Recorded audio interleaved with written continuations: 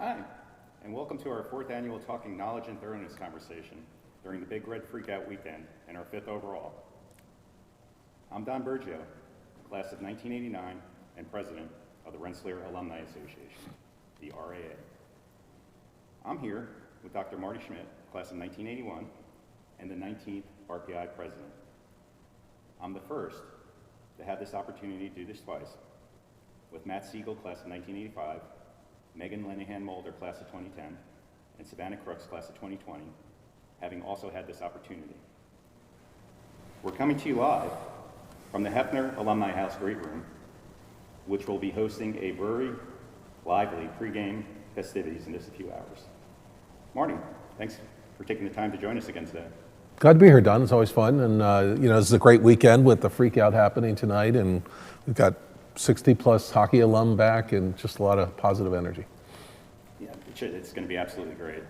And before we get skating, I want to thank all our alumni who registered and sent in questions. We had a great response. We've gone through everything, and we grouped your questions into a few key themes so we cover as much ground as possible. We're structuring today's conversation like a hockey game into 3 periods. Period 1 will be around strategy. Period 2 will be around students, and period 3 will be around athletics. And trust me, you want to stick around for all 3. We will have special guests stopping by throughout the broadcast, plus some fantastic video features, including one with a certain alumnus astronaut that you're not going to want to miss. So settle in, stay with us, and let's drop the puck for period 1. Marty, like every hockey fan right now, you also got an eye on the action in Milan. Of course, the USA men's team won, or the women's team won the gold, and the men's team is competing against Canada tomorrow. Yeah. So whether our alumni are rooting for the US or Canada, it should be a great game. But I'm sure we're both counting down to something a little closer here at home. Obviously, I think we're adequately prepared today. Yep. Tonight obviously marks the 48th annual Big Red Freakout, an event that USA Hockey Magazine hails as one of the great traditions in hockey. So let's drop the puck with a hard question. Are you ready for tonight? Well, the question is the team ready? And I think they are. Our athletic director shared with me that we should have the house packed, which is really important. And I think we've got a real shot at taking care of the business with Harvard. So. Yeah, absolutely. We're looking forward to it, and I'm sure a lot of alumni are, and our alumni watching at home as well. You're now in your 4th year as RPI President, having started in July 2022. What are the highlights of your tenure so far, and what do you still want to accomplish? Well, yeah, it's kind of an amazing 4 years. It's hard to believe it's gone by that quickly. In the early period, it was really just reacquainting myself with RPI, and so many amazing things about this institution. The faculty, staff, alumni, and students have been really inspiring, getting to know a lot of them, just really remarkable. We of course got our strategic plan drafted, which I'm excited about, and we've used that as an ability to get the campus focused on what we think are really important priorities going forward. Of course, we got a quantum computer, which is really exciting. It has driven a lot of excitement amongst the students and faculty to try and figure out how can we leverage this new technology. I think the things that are happening on campus around the undergraduate education are really remarkable. We've got some great new creations, particularly things like the Mercer X Lab, which is really, I think, a fundamental transformation of how we do some of the electrical engineering education. So just lots of exciting things happening on campus, and it's been just a joy to discover it. And then when you look beyond the campus, I often tell people, if you haven't been back, you can't believe how transformed Troy has become. And a lot of alumni of our generation look at me like I have 2 heads when I say that, but the reality is it's really quite remarkable. Yeah, I certainly graduated a little after you, but same in the 80s also, and I'm amazed too every time I come back to Troy, and also the campus and all the great new things here in the new buildings and the new labs and everything as well. You mentioned a little bit the RPI, completing the drafted strategic plan, and it's great that that's available out there online on the website for anyone to take a look at. It's the RPI Forward, the 10-year strategic goals, and there's also a 5-year roadmap. How's that going so far? It's good. We're early days. I mean, we really formally finished the plan probably a little less than a year ago in terms of finalizing it. And the way we were structured it, I'm really excited. It's basically a 10-year vision where we think we want to go with an institution. But visions have to be converted into actions. And so the 5-year roadmap is, I would call it sort of a laundry list of things that we think, if we execute on, will move us towards that vision. Within that, we've focused on really 3 priorities right now, and that's strengthening the undergraduate enrollment and extending the way in which we can offer an RPI education to other people, growing our activity around sponsored research, and then the third is really improving the relationship we have with the alumni, growing the alumni engagement, and ultimately leading to greater philanthropic support for the university. Yeah, it's awesome, and I know a lot of alumni are really excited that we're one of the three pillars in the 5-year roadmap. You had also announced a $1.5 billion comprehensive campaign this fall to support the strategic goals. Mm-hmm. Can you tell us a little more about the priority areas for funding and where we are on finances in the endowment? Yeah, sure. So I think with respect to the campaign, there was a campaign that my predecessor, Dr. Jackson, had launched based on the 2024 plan that was created in her tenure. When I arrived, the question was, what should we do? The campaign had good success, and what we decided to do is, well, let's just kind of rebrand the campaign, set a new milestone. The milestone we set was $1.5 billion. Right now, we're north of 830 million, I think, so we're more than halfway there. And there are four areas of focus. One is restoring the campus and the physical infrastructure. As you've heard me say, a lot of the buildings on campus are from 100 years ago, and they're beautiful buildings, but some of them need an upgrade, and other parts of our campus facilities need help. The other focus is around strengthening education, principally through growing scholarship support for our students. Really, how are we going to make RPI affordable for anybody that really wants to come to RPI? Third one is investing in our research infrastructure to really provide facilities for our faculty and students to do their best work in terms of research. And then the last is really our engagements, regional engagements, engagements with various agencies, but also most importantly, as you pointed out, alumni engagement. I think it's an area where I think historically, and it certainly goes back to my time, we really haven't invested enough in building relationships with alumni, getting them excited about what's going on campus. And so with the board's support, we've grown the organization that does that, and we're seeing great signs. I mean, I cited this in the letter I sent out in January, a doubling of participation in chapter events, a tripling or a factor of 4 increase in participation in a Pi Day. So these are all great things that I think are helping us. No, that's incredible. We're definitely on the right trajectory, and I think a lot of our alumni appreciate, at least the ones who reach out to me. Speaking of the campaign, I would just let alumni know, and you mentioned alumni events too, that they can go to the alumni website, alumni.rpi.edu/events, to see what's happening next. I've been to had the opportunity to a few of the campaign events. I know we have an upcoming event, which I'll actually join you in my hometown of Dallas on April 9th. Great. So I'm looking forward to that. And for our Dallas alumni out there, please sign up.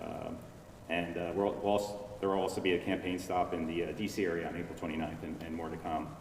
So we're definitely looking forward to that. And that webpage also has all our regional alumni events on it too. So you mentioned the facilities already, and beautiful buildings, but maybe in need of some more tender loving care.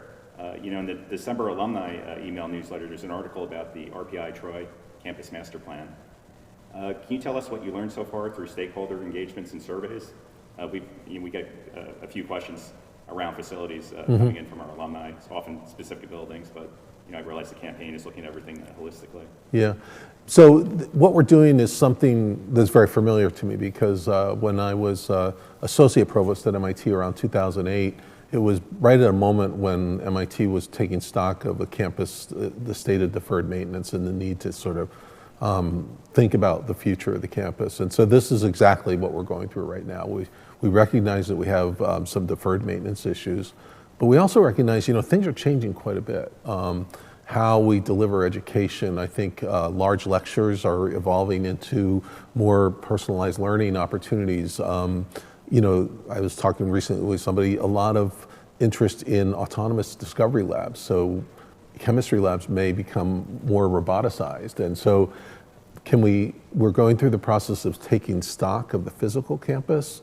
What parts of it are we using? What's important to maintain? How might certain things be evolved? How might certain spaces be repurposed? The library is a perfect example. The Provost's office recently created a student success center in the library that's extraordinarily vibrant, that brings together a lot of students and support for tutors and things like that. So it's really about what does our future look like as an institution? How do we operate? And then how do we ensure that the physical plant serves that? And that's really the process we're in. So I'm excited to be doing it. We're still in the midst of the process, but really excited that we're launching this. Yeah, I can't imagine a lot of students are going to the library to check out books these days. No, they're coming for a lot of different reasons. But you know, it's interesting. One of the learnings, and Perkins & Will is the firm we've hired to help us guide this, and an RPI alumni is actually the lead individual from the architecture department with Perkins & Will. And you know, we're learning a lot of things about ourselves. One of the things that she pointed out was when they go around and look at study spaces, what they find unique about RPI students is they tend to study together, as opposed to, you know, getting in a carrel and studying by themselves. And so knowing that is helpful, because then you think about, well, maybe the study spaces need to be designed in a way that supports that. Yeah, absolutely. That's all great work. Yeah, we heard a little bit about that from the new CAO yesterday. So oh, great. Yeah, that's it's great, and it's amazing that we have a RPI alumni leading up that effort too. Yeah, and you know, when you mentioned the CAO, that's the other thing I'm excited about, is we've really added a lot of people at the senior leadership level that are bringing real talents, very much digital forward. And for the first time, I think in RPI's history, we now have a chief marketing officer. That's incredible too. So we're moving to where the puck's going to be. Yeah. So, well, speaking of hockey metaphors, let's dump it in and chase to the next topic. Can you update us on how you talked about research already as being a critical element, but how has RPI been affected by the government cuts to research, and what are we doing to be best positioned for ourselves? Yeah, so I gave a talk, a town hall conversation, and I prefaced it by saying, you know, using a Charles Dickens analogy, it's the best of times, it's the worst of times. You asked about the endowment earlier. Really pleased that with the leadership of Jack Ty, one of our board members, we've changed to a different endowment management firm. And for the past 3 years, we've seen north of 12% annual return in the endowment. So great to see, you know, the endowment crossing $1 billion. That obviously makes it possible for us to offer more financial aid for students and things like that. So those are the great news. The challenges are twofold, I would say. One has to do with the effects of Washington, which is that we have seen reduction in federal support for research, and that has a very material impact on our budget. So that's been a challenge for us. The other one is what people often refer to as the demographic cliff.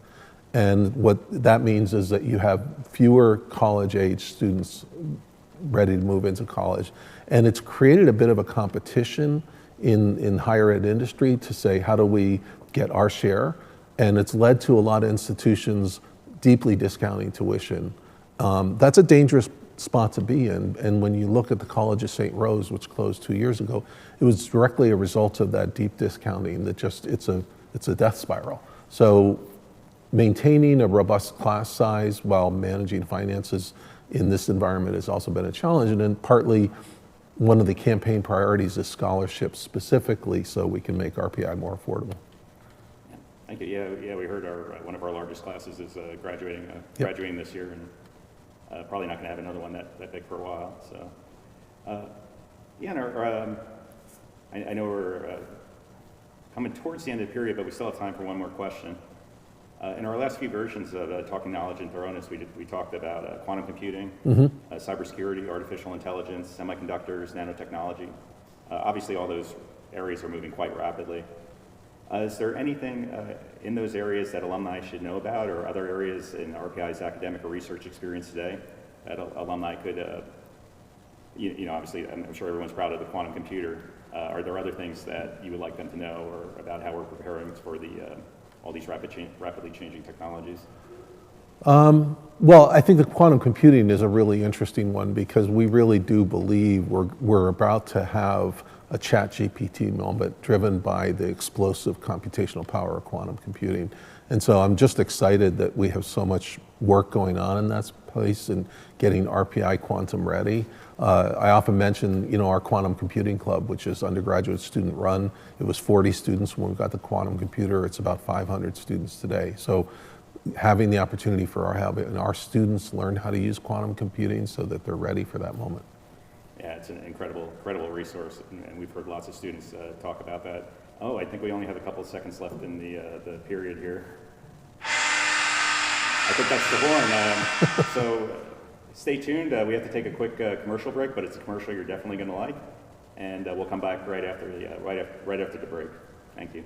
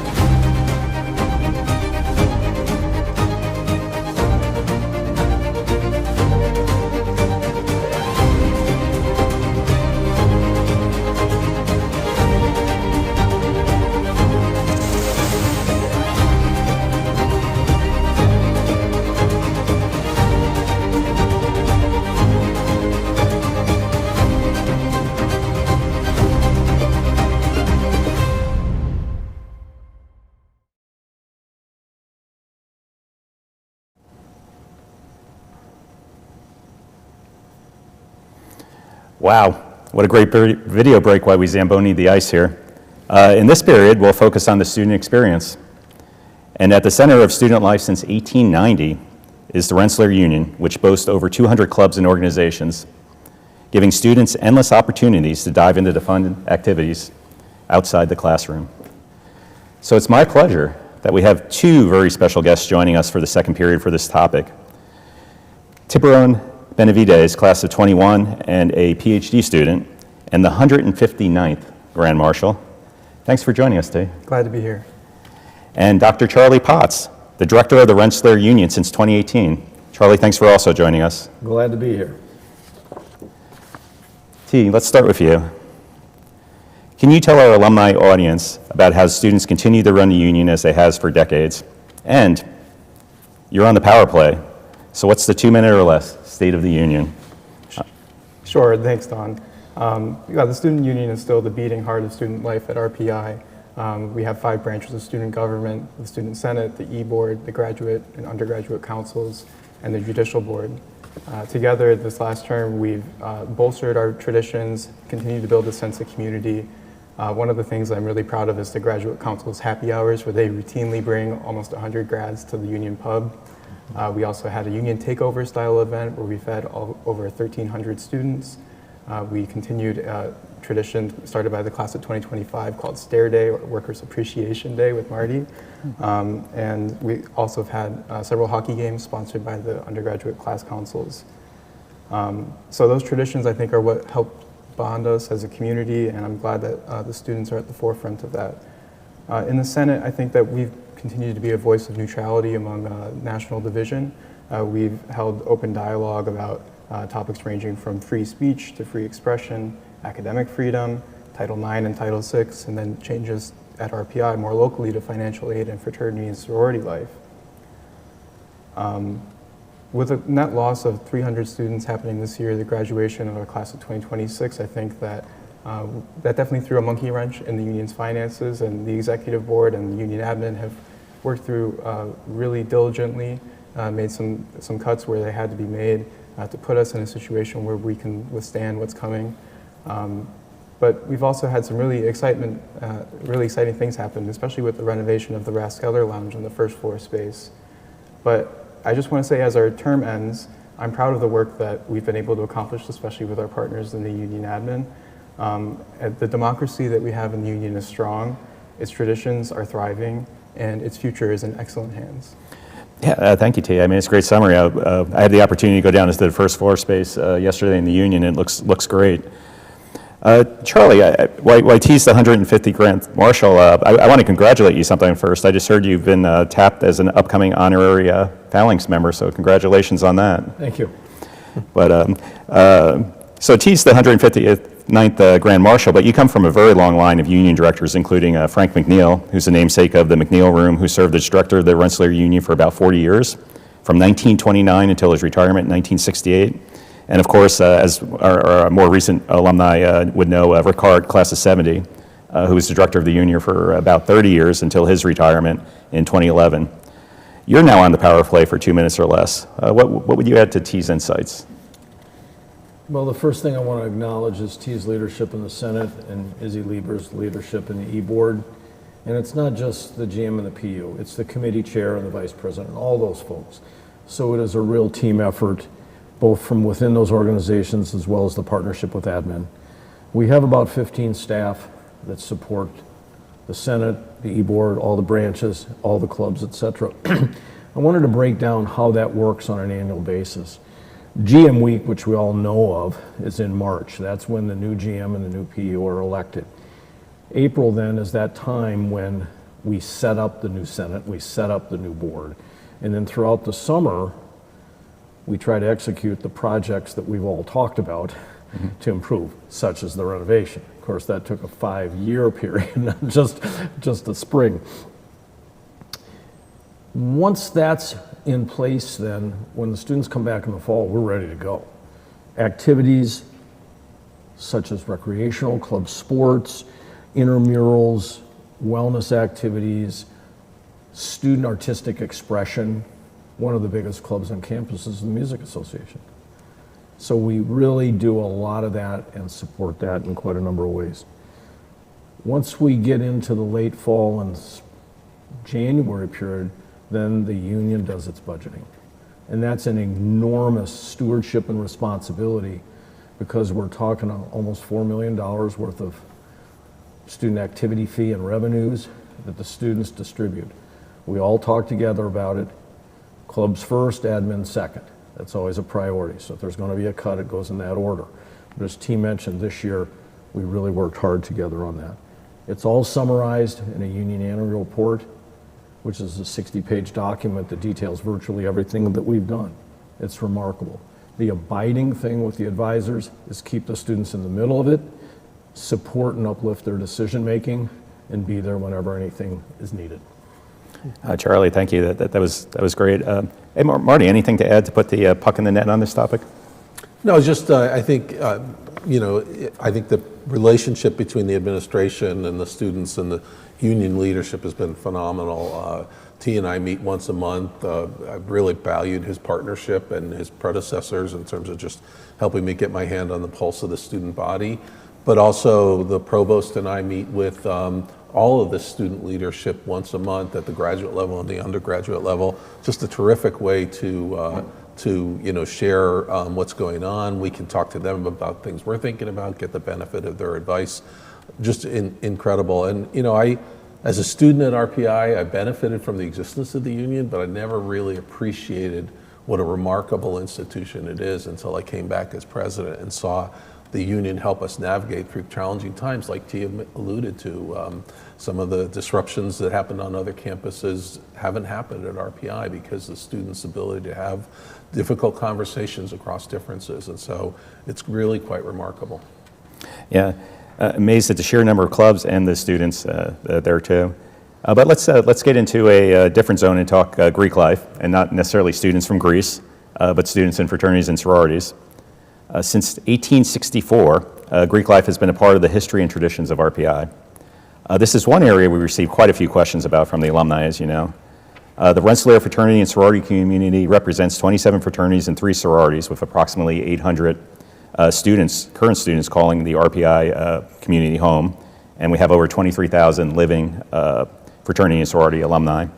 And the RAA currently has 13 fraternity and sorority members, including myself and 3 past fraternity presidents.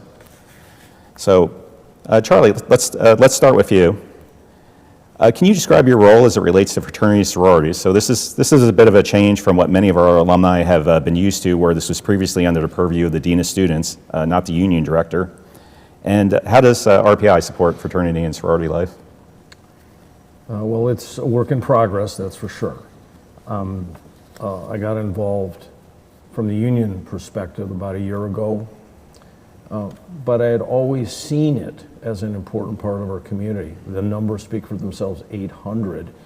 And whether you call it a fraternity sorority chapter or a club, it's in many ways the same thing. So we're trying to bring the fraternity sorority community into the middle of campus, more connected to the rest of club life, at campus life, etc., so that each individual chapter can grow and develop, which is a focus, but also the system as a whole can grow. Frankly, the geography is very dispersed, so that's an intentionality. I really want to give Marty a shout out because when he first came, he visited all the houses, and he's planning to visit them again in April. That matters so much when someone comes to see you. So we're talking about an administration that is seen as being interested and caring about what's going on. One thing to say is that this spring we had over 200 new students join through the recruitment process. That means that it is growing, it is moving. My goal, aside from supporting club or chapter development, is just to make sure that they feel welcome and visible and valued. Thank you, Charlie.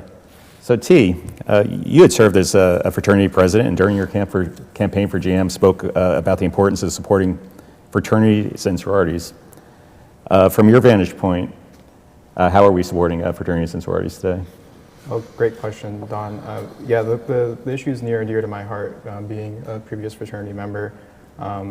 I definitely feel like it's a priority for the administration and they're following through on it to the best of their ability.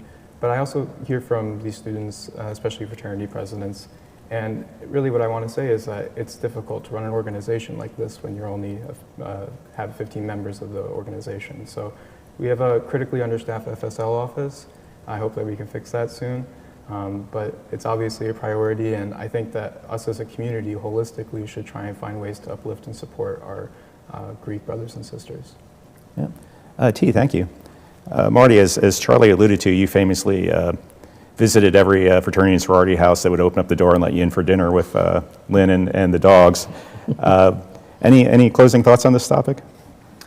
Yeah, actually, I didn't have dinner. I called it speed dating. I spent 30 minutes in each one. I don't think my diet could withstand that much meal. Starch. But, it was really helpful because there are similarities, but then there are very distinct differences. And I think understanding the fabric of the Greek life was really helpful for me initially. and then understanding how we support them. And so I think it's a partnership. The fraternity and sorority alumni are very proud of their houses and are very interested in seeing them flourish, and we are as well. But it's a different era than when you and I were students, and so we have to recognize that it's not your father's Oldsmobile. And so what produces a healthy living group? And I think we're making good strides there. And as T alluded, we could certainly use more resources to support them. We could certainly see more participation, but I think we're inching our way towards that, and just feel like it's an important asset at RPI. Yeah, and I'm sure a lot of our alumni are happy to hear that. Well, let's dump the puck in and chase down our next topic, the Arch. No one questions the core idea behind the Arch, giving students meaningful real-world experience, whether through internships, research, or service. It's obviously a powerful differentiator and a tremendous opportunity. At the same time, we've heard thoughtful feedback about the rollout, and in particular, the required timeline, mandatory housing expectations, and the overall lack of flexibility. However, adjustments are underway. So T, I mean, from your perspective as a student, can you tell us a little more about that? Sure. So my class year, undergrad class year 21, was the first class where Arch was mandatory. And I've seen the program grow a lot since then. Especially this term, our Vice Grand Marshal Juning's son has worked with Director Bruce from the CCPD to, I think, oversee a lot of the changes that are happening to the program. I think that it's going to become a lot more flexible for students that want to pursue their away semester here on campus to do research. I'm glad that that's an option now. I'm glad that there's a Greek housing exemption. I'm glad that students can opt out of the Arch program entirely if they choose to, if they have an internship over the summer. So yeah, I think it's headed in a really good direction. I think the challenges that we have is how do we keep our facilities open and operating for students that choose to remain here over the summer months, and excited to see where the program goes from here. Well, thank you. I mean, it's great. I'm sure a lot of folks are happy to hear all those changes as well. Charlie, can you tell us a little more from your perspective? Well, one thing is you mentioned the fundamental premise and its value, meaning get out, see what's going on in the working world. Well, when students come back from that, it's visible that they have learned something that is real as compared to, if you will, theoretical. We want to build on that, and we are. Now, what T mentioned, and frankly most people have been saying, is intentional adaptation, intentional flexibilities really are the future. But there's one piece to this that is most relevant to my mind, and it has to do with leadership development and career readiness. Aside from the internship, what we're also finding is that our curriculum and our academic environment is creating students that are very valued out there in the workplace. The feedback we get from those employers, whether they be internships or co-ops or whatever, is that we're ahead of the curve.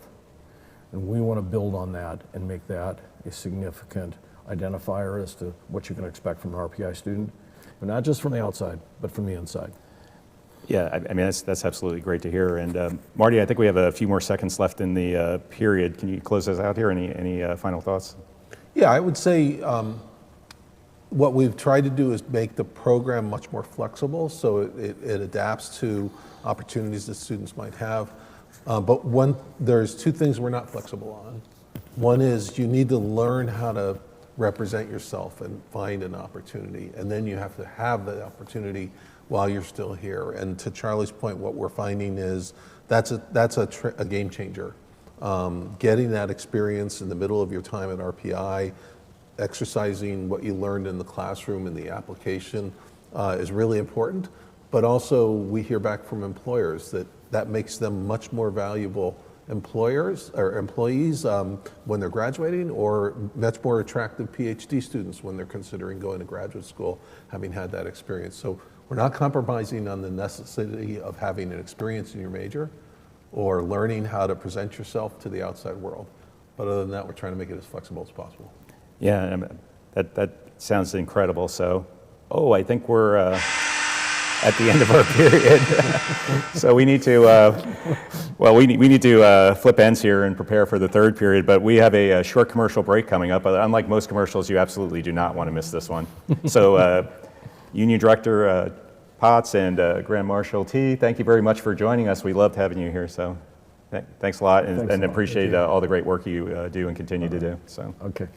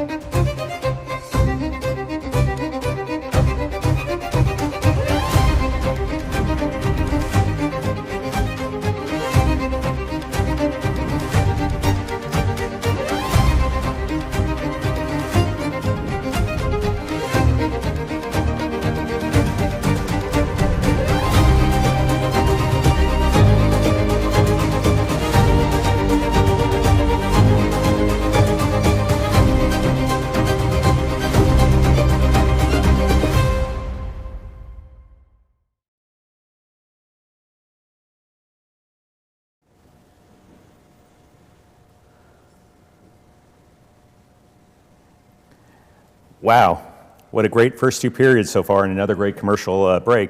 Hey, we're very excited to have another special guest here, Dr. Christy Bowers, Associate VP and Director of Athletics. Thanks for joining us for the third period. Thanks, Don. Appreciate it.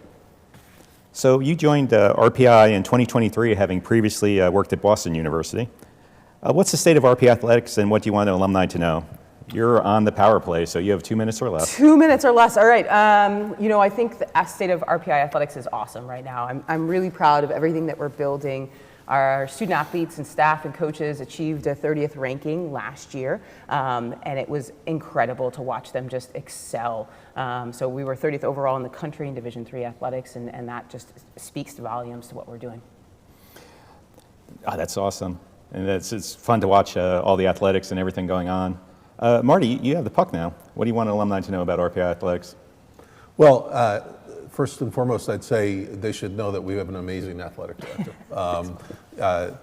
When we changed the athletic director position, I learned two things. I realized two benefits that we accrued in hiring Dr. Bowers. One is Christy comes from Boston University.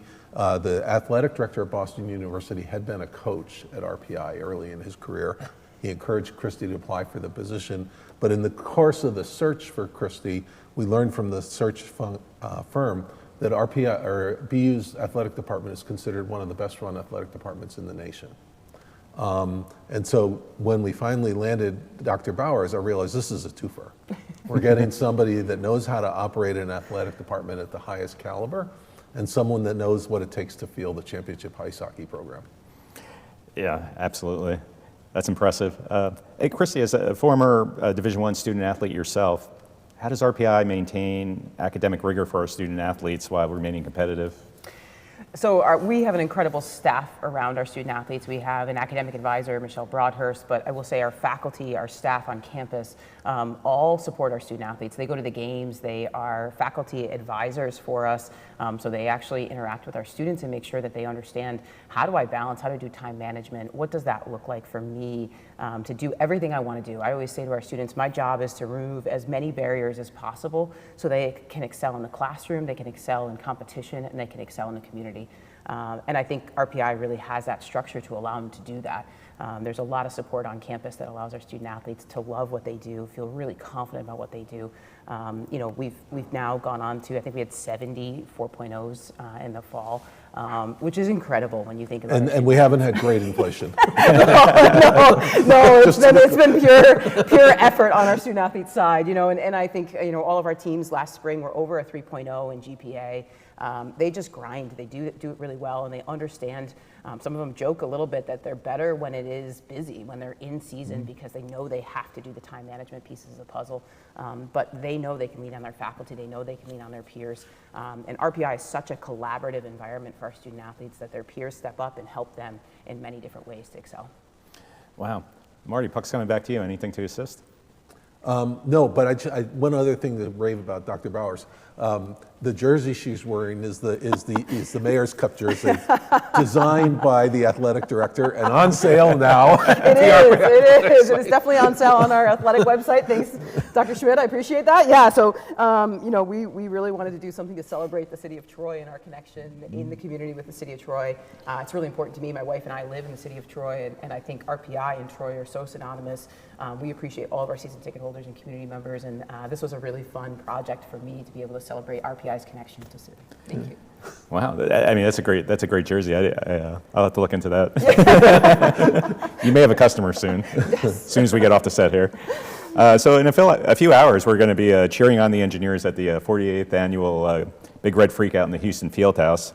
The building itself was a former Navy warehouse that was moved to Troy from Rhode Island and opened in 1949. That makes it the third oldest college hockey arena still in use. What's the future of that building? Yeah, that building is rocking, and tonight it will be rocking with our fans and our community members. There's so much nostalgia to that building that, when we looked at the feasibility study when I first got here and said, hey, what do we want to do? How do we elevate our hockey programs? I heard it loud and clear from our alumni, from our community members, from Marty, hey, we're going to keep Houston Fieldhouse. We just need to update it. And so we are actively fundraising. We're in a $40 million mark for us to be able to renovate part of Houston Fieldhouse. It's the first phase of the renovation that will really help our student athletes. It's really focused on building a building next to it, so it'll keep the shell, but it'll give us the square footage we need to meet the needs of a modern Division I program on both the men's and the women's side.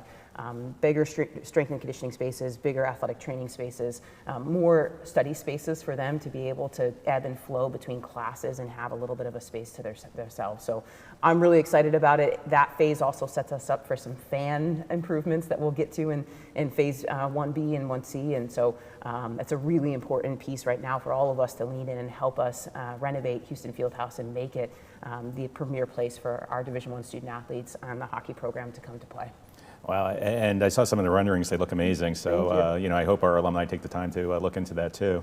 And Marty, obviously you're a huge hockey fan, and you spend a lot of time in the Houston Fieldhouse. I saw you there last night. Any thoughts on this? No, I think it's exciting. I mean, when we had this conversation early on with Christy, I just felt like, for myself as an alumni and for many alumni, we all fondly remember trudging up the hill of the Houston Fieldhouse, and it is an icon. It is an icon. And so I challenged Christy and said, think about what John Henry did to Fenway Park when there were conversations about maybe tearing it down. It's he transformed this historic facility into a modern facility, one that's fun to go to. And so I think that's really exciting. And also excited about tonight. This is the, I'm terrible at keeping these sort of memorabilia, but this is the cowbell from the hockey freakout in 1980. I'll have it in the box. Excellent. Can't wait. And I think we're going to have a packed house. We are. We're trending really well with tickets. We're already at, last count was 3,800 tickets out. So I'm excited. We should be a sellout tonight. That's awesome. Definitely looking forward to it and the pregame festivities here, right here in this building. So, Christy, RPI has a tradition of giving on Pi Day, which is obviously March 14th. Last year, support for RPI athletics accounted for approximately 40% of the donations. Tell us a little more about how you accomplished that. I will say we got our student athletes involved and our coaches and our alumni. We are athletes. We like to be competitive, and you'll see on our Pi Day, we have a ton of challenges that our alumni stepped up to promote and to allow us to extra fundraise on that day. So we have challenges for all of our sport programs, but they also compete against each other. And what better to do than put, women's soccer versus men's soccer, or men's tennis versus women's tennis. Those are not the matchups. I haven't leaked them yet. But I'm really excited about it. I'm excited to watch them compete, and I think our alumni, family, friends really step up to help elevate the programs. It's a fun day for us. We are active on social social media. You get to see the personalities of our coaches. They step up in front of the camera. Our student athletes have fun little challenges between each other. And this year we're trying to really encourage our student athletes to think about themselves as a class, a freshman class, a sophomore class, a junior class, and help elevate the class supports. Yeah, that's amazing, and the amount of support that we've seen over consecutive Pi Days too, as Marty, as you mentioned earlier. In addition to athletics, our alumni can also support anything else that they care about mostly, or support more than one thing even on Pi Day. Whether that's the student organizations and clubs, such as we heard from the union, fraternities and sororities, or the RAA, to name a few. But I do want to point out that funds are being raised between ROTC and the Approach and Beyond Foundation, which maintains the Approach, to install a plaque honoring our RPI classmates who have fallen since World War II. The plaque's expected to be unveiled on Veterans Day adjacent to the existing memorials for the First and Second World Wars. So if any alumni are interested in supporting that in addition to athletics and other programs, I would encourage you on Pi Day to go to giving.rpi.edu or shoot us an email at raa.rpi.edu for any information on any of these topics. But after that quick commercial break, I would say, Christy, let's go back to athletics and to you. If alumni can't give financially but want to support athletics, what can they do? Come back. I think there's something magical being a student athlete, being around a team. The guys this morning almost had me in tears just hugging each other and being excited to see each other. Even your class adjacent, you might lose touch with each other, but when you see each other back on campus, there's this kindred spirit of we went through things together, whether it was a win or a loss, whether that was calculus, whether that was data structures. People have these memories of persevering. And I think it's one of those pieces of puzzle that I always talk about RPI that's special. We create really gritty student athletes, and when they come back, they get so excited about the skill set that they learned. It's not just the book knowledge that they learned, which is incredible, but it's the character pieces that they learned. It's the off the collar things that they know how to do because they learned it here at RPI as a part of being the class. So come back, be a part of the team, be a part of our network of support, give an internship to a student athlete, get it to us and we'll get it to them to make sure that they can apply. Our Career Center, our Career Center is amazing. They do an incredible job. Philip Bruce is the director there, and he's really pushed our alumni being connected as mentors, as opportunities for jobs, but also as opportunities for internships. And those internships are valuable. They're why our students are so successful in the career fields when they leave RPI. It's because they had that experience before they even left. Yeah, that's absolutely incredible. And I think we're coming to the end of the regulation here shortly. Those are pretty amazing insights. And anything else either of you would want us to know about athletics, or anything else to add? I think touching on something Christy mentioned, I love to see people come back. There's a lot of things to be proud about RPI, and I think some of them we're not necessarily doing as good a job as we could to communicate that, and that's why having a chief marketing officer is so important. And Christy's made investments in her staff and pushing social media out, and so lots of excitement.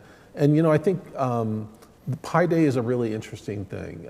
We've seen a fourfold increase in participation in that over the past 3 years, and I would say to the alumni that it's not the dollar amount, it's the number of participants, because as we talked about earlier, there are some financial challenges we're facing, and I think it's hard work that everybody's going through, but when you get those signals from alumni that, hey, we're watching, hey, we're cheering for you, and here's a little something to show that, it means a lot, it means a lot.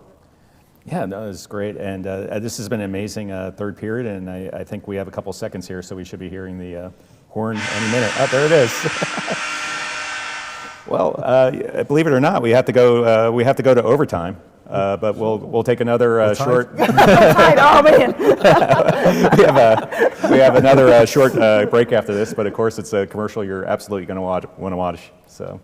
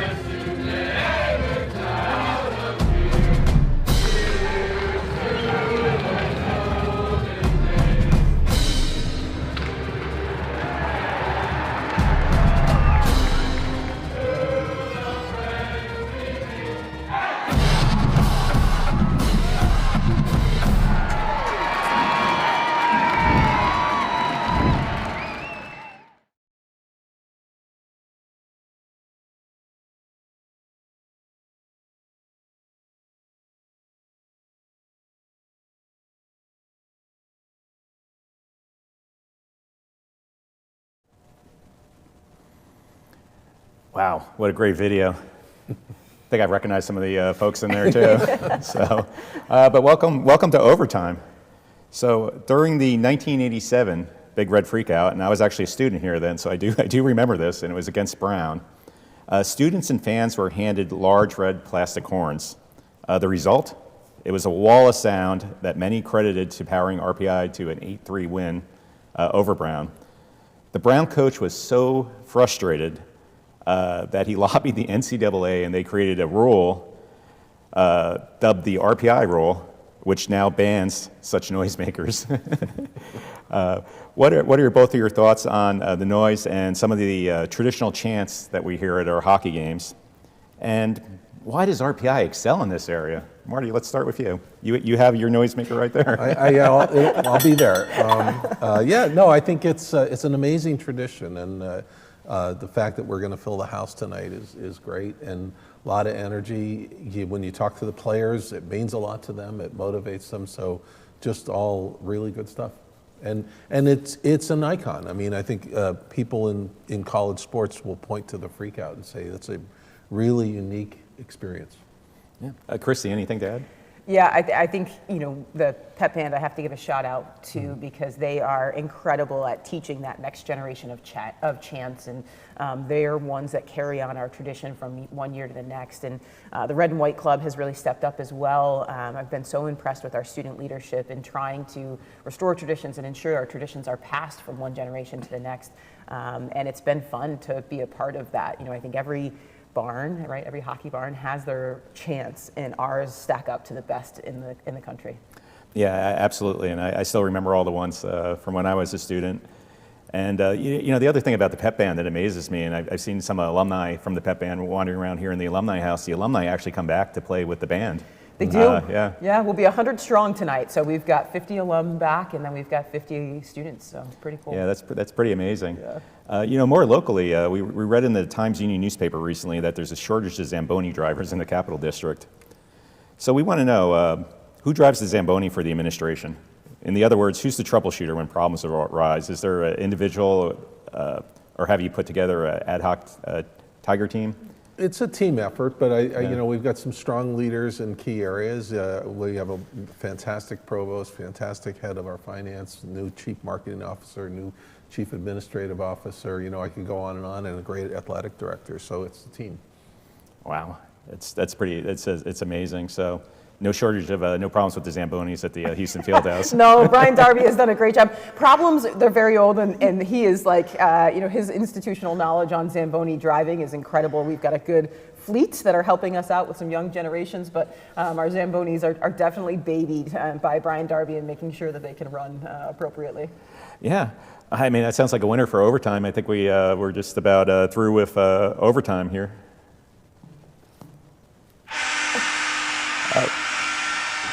But wait, we're not done yet.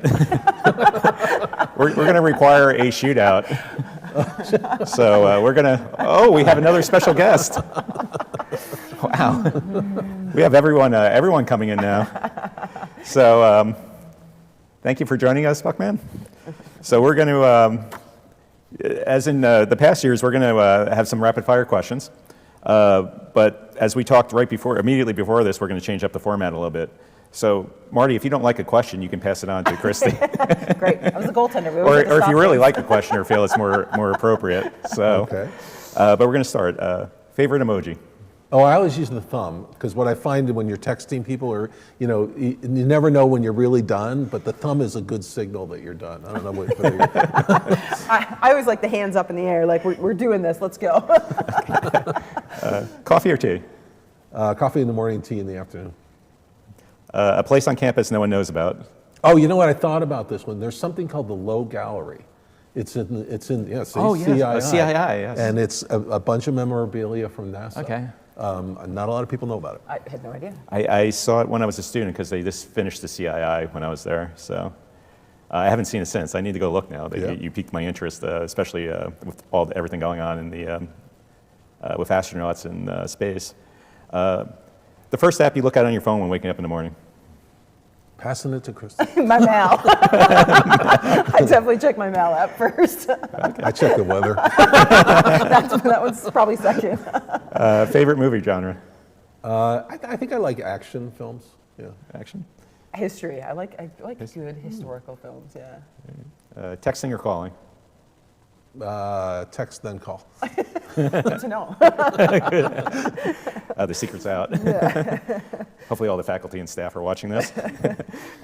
Beach or mountain? Oh, beach. Mountain. Last song you played on repeat? There's a song that Kevin, my third son, and Lynn really love. It's the No Place I'd Rather Be. I forget who. Clean Bandit. So every once in a while, when they're together, I'll play that several times, and they get all fired up. It's awesome. Well, Chris, you can jump in anytime you want. Imagine Dragons Thunder is my pregame listen to. So that one always amps me up and gets me ready for the day. Paper books or e-reader? Little both, I'd say. I would say two. Yeah, a little both. Window or aisle seat? Aisle. Aisle. All right, Marty, we're going to start with you on this one. Favorite Artemis II astronaut? We're hoping it's an RPI alumnus. Yes, it would be Mark Eigner's roommate. Mark Eigner's roommate. Speaking of Mark Eigner's roommate, we just happen to have a short video with Reed Weissman, class of '97. That's Mark Eigner's roommate. And so we're gonna roll that, and then stay tuned and we're gonna close out with a quick game summary after that and a few other important announcements.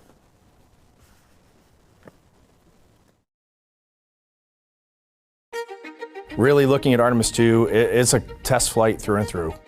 We are here to check out the Orion spacecraft, make sure it is ready for our friends to go fly Artemis 3, land on the moon, build a sustainable presence on the lunar surface.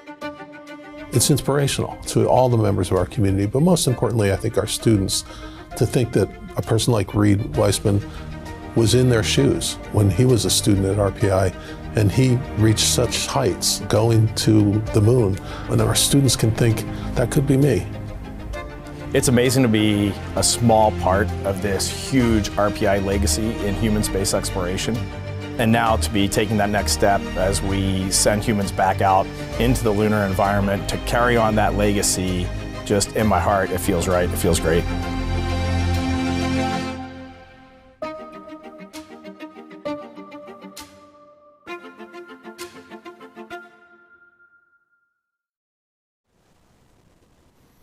Wow, that video did mention George Lowe. We were just talking about the Lowe Gallery, and certainly Reed Weissman, and that's an incredible video and everything he's been doing down there.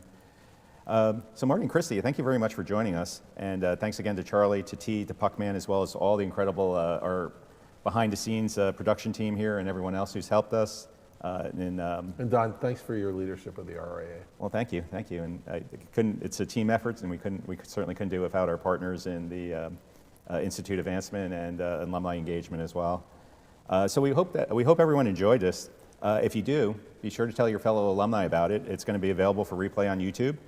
And before we go, for our viewers, the Rensselaer Alumni Association, founded in 1869, is led by a dedicated board of volunteer trustees and other committed volunteers. Together, they work to foster lifelong connections among alumni and the Institute by cultivating a vibrant and engaged community that invests in the future of RPI. Nominations for the RAA Board of Trustees are now open and are due March 15th. We also have the Rensselaer Hall of Fame, which has honored 94 amazing alumni, and the nominations for that are due on March 31st.